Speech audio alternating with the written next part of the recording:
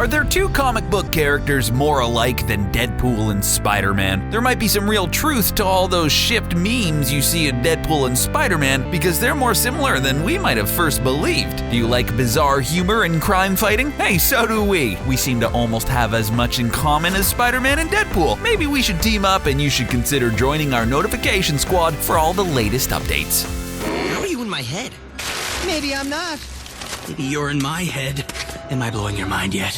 Conflicting memories of their actual parents. The backstory for an explanation of Deadpool and Spider-Man's parents can be rewritten more times than we can count. For Spider-Man, it was kept a secret for years, and most people didn't really think twice about why he was being raised by his aunt and uncle. It wasn't until the flashback started and it was revealed that his parents, Richard and Mary Parker, were taken out by Red Skull that we became intrigued. Peter Parker has only vague memories of his parents and no memory of their militaristic backgrounds. Honestly, it wasn't anything that we were majorly missing from Spider-Man's storyline. Wade Wilson's stories about his parents are conflicted. In one story, he makes up abandonment issues and an abusive mother. In another, he makes up an abusive army officer for a father. There's another story where he ran away after having to witness his mother's downward spiral of Home Shopping Network edition as a coping mechanism. Deadpool does eventually learn the truth, though. It turns out his parents miss him and are living together in Canada. It's Deadpool that has all the issues. He's probably made up the lies to cope, even though he, interestingly enough, would have come home to a perfectly average household.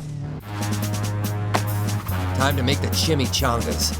Weird food obsessions. There's one important thing in life, and that is food. So don't you think Spider-Man and Deadpool should be able to enjoy some normalcy in their daily chaotic lives? Especially since they're expected to save countless humans every day. So maybe all they want at the end of the day is a pint of Ben & Jerry's, a cat to cuddle, and some Netflix and chill to happen. We're not saying that it has to happen with them as a couple, although if it were up to Deadpool, that's what would have happened by now. Unfortunately, Spider-Man does not reciprocate those feelings. We wonder though if Deadpool would choose Spider-Man over his favorite thing on the planet, pancakes. I bet you thought we were going to say chimichangas here, but it's actually pancakes that Deadpool loves. We're not even really sure where the obsession with chimichangas come from. He has admitted that he loves to say the word, but it doesn't seem it's part of his weird food obsessions. You know who also loves pancakes? Or, well, a weird outdated version of pancakes called wheat cakes? It's Spider-Man's favorite food, and it was featured in a recipe in 1996 issue called Aunt May's Wheat Cakes. It's proof that Deadpool and Spider-Man were destined to be the perfect crime-fighting duo. How about telling me the truth? You can't handle the truth! Really? Spider-Man may be the only one that truly understands Deadpool. Spider-Man has always been that underdog that you're constantly rooting for, much the same way that Deadpool has. The two of them are always outgunned and outmanned, but they somehow surprise their fan base by coming out on top. Of course, Deadpool does it a bit more R-rated, where Spider-Man is a bit more kid-friendly about it. We've definitely seen a deeper connection between the two of them since Deadpool and Spider-Man comics released in 2016. They have a fun banter and their jokes are perfectly timed. We know that if they could fight off bad guys solo, they'd be able to do an even better job as a team. One recurring question that people have is, what is Deadpool's obsession with Spider-Man? Deadpool's entire character was based off the hero. Of course, he has a more aggressive streak than a difficult time being the good guy in situations, but that may be one of the reasons they work so well together. They balance each other out. Peter Parker may also be the only character in the Marvel Universe that understands what it's like to be an outsider looking in. Although not quite the extent of Wade Wilson, we're not sure anyone can top his dysfunctionality. He's got my girl. You're gonna help me get her back. Main love interests die. In the Night Gwen Stacy Died arc, we learn that it's one of the events that makes Spider-Man who he is. It was a pivotal moment in comic book history as the first time writers killed off the main interest of a superhero. The death of Gwen Stacy was so significant that it became known as the Gwen Stacy syndrome, which is when the wives and girlfriends of male superheroes meet grim fates. Gwen Stacy would forever be known as the girl that Spider-Man couldn't save, as well as his first true love. I love you, Wade Wilson. You're supposed to, so that's a... Yes! Woo! Yes! Deadpool and Copycat had an interesting relationship throughout their history together, where he would be forced to kill her, but due to their past relationship, he would allow her to copy his powers and heal herself. There was one moment where he wasn't quite fast enough though, and Sabretooth ends her life. Deadpool reaches her before she dies, and she informs him that she would always love him. It's a sad moment for any fans that hope they would eventually get together again. It's interesting to think what would have been if Wade never found out he had cancer, and Vanessa Carlyle, aka Copycat, could have been married. Of course, Deadpool wouldn't be the character he is today without these pivotal events in his life. Dopinder, this is no way to win Gita's heart back. I'm so proud of you. Drop Bandu off safe and Jenna-like kill him. Inner demons. Venom, who eventually becomes a sort of anti-hero, was originally just meant to be a costume change for Spider-Man, but he also became a sort of real-life inner demon for the hero. The alien symbiote created a powerful costume to Spider-Man's surprise, which could mimic street clothes and provide a seemingly exhaustible supply of weapons. But it came at a steep price. The costume would take on a life of its own at night and envelop Peter Parker while he slept, leaving him incredibly exhausted and unable to act as Spider-Man. It turned out the costume was actually a living organism that would feed off Spider-Man's energy. Eventually, Spider-Man is able to reject the symbiote, and so Venom is born by bonding with other heroes and villains. Deadpool's inner demons are a little less physically apparent, but we still know they exist. He's one of the only characters with the ability to break the fourth wall, acknowledging that he's in a comic book and can't escape it. He's constantly fighting to be good, but his horrific past makes him do bad things. Not only that, but his inner demons come out when he begins talking to himself, showing us a dark side to his mental state. Do you want to push me away? Push you away? Why would I want to push you away? I love you. Failed marriages. Well, we would have thought that since the writers knew Deadpool and Spider-Man were lousy at relationships, they wouldn't make us endure a divorce between characters that we really wanted to work. It would have been nice to see these two genuinely happy for a change, but I guess that would change their entire dynamic, wouldn't it? First, we'll start off with the marriage between Deadpool and Shikla after he was supposed to deliver her to Dracula for an arranged marriage. Deadpool marries Shikla to protect her from Dracula, but after Deadpool changes by siding with the humans and working with Spider-Man, they call it quits. Shikla ends up running away with Dracula, but leaves Deadpool with a note that says to keep his phone on because you never know when booty calls. A hilarious pun that proves their romance was more about passion than anything else. Then we have the Spider-Man and Mary Jane Watson wedding debacle. We already knew that they were going to get together, and even though they're divorced, we know they're just gonna get back together again. And that's just the way these two work, isn't it? Not even a deal with the devil himself could stop this strange relationship, although we're secretly wishing the back and forth would just end already so we can move on with our lives already. Nice to see you kept my color scheme when you copied my suit. Am I like your idol?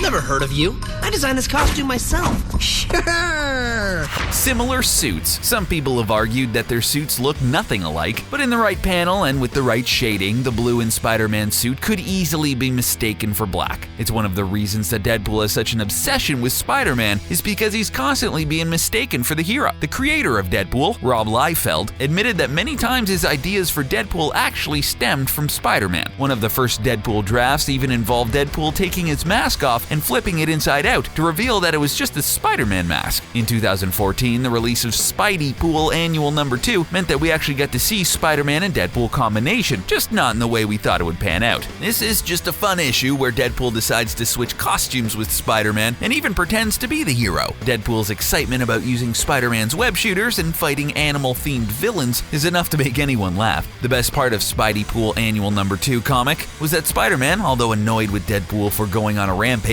in his suit, also had to forgive him for helping him get his body back. Deadpool really did steal the merc with a mouth thing Spider-Man had going on, but can we blame him? There's someone else. I've fallen in love with someone else.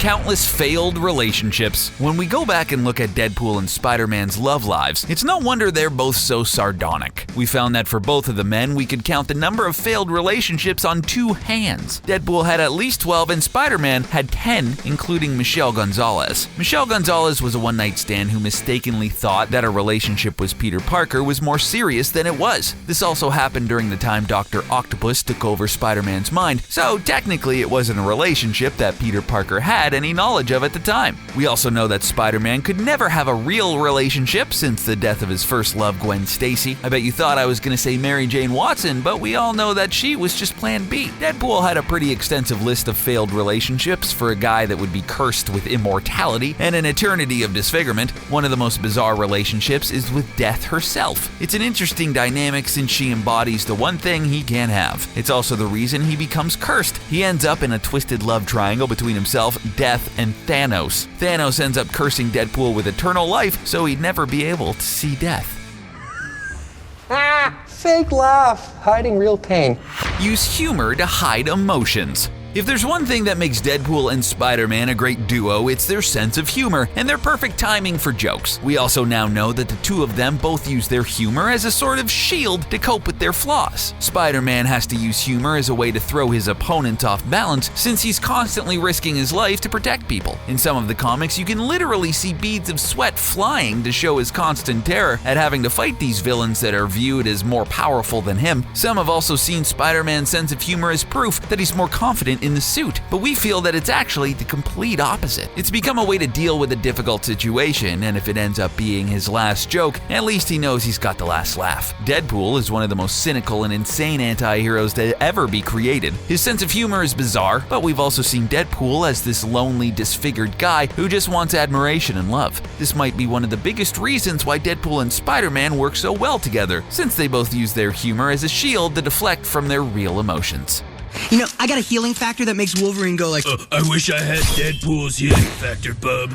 Allies in Annoying Wolverine. This is a tale for another time, but Wolverine is a character that's almost as difficult to love as Deadpool, and we're kinda glad to see Deadpool and Spider-Man team up to annoy him. In Uncanny X-Force number 5, Wolverine doesn't view Deadpool as a person with morals, because he's often the insane mercenary that kills for money. There's a reason why Deadpool and Wolverine don't always get along. It's because they're more alike than they'd like to admit. Uncanny X-Force number 5 shows us a remorseful, compassionate side to Deadpool we don't often get to see after one of the team members is forced to kill a kid to save the world. Deadpool is the only one that feels remorseful because the X-Men see it as being a bad thing that had to happen for the greater good. You were gonna kill him. Sometimes you have to go down to their level. And Deadpool, of course, doesn't see it this way and thinks that nothing justifies killing children, which makes us question who's really the good guy here. We'll also never forget the cliffhanger between Wolverine issue number 2 and number 3, where Wolverine is about to faceplant into pavement and the superior Spider-Man narrowly saves him with his web, making him the punchline of his own twisted joke. so we're gonna fight then? Yeah. Okay. Boom. Seriously? I hate you, Deadpool. There are plenty of comparisons between Deadpool and Spider-Man that many people miss. Did we miss anything that these two have in common? While you're here, don't forget to like and share our video. Thanks for watching, and we hope you join us the next time we decide to take on two of Marvel's most beloved characters. Don't forget to check out CBR's awesome playlist.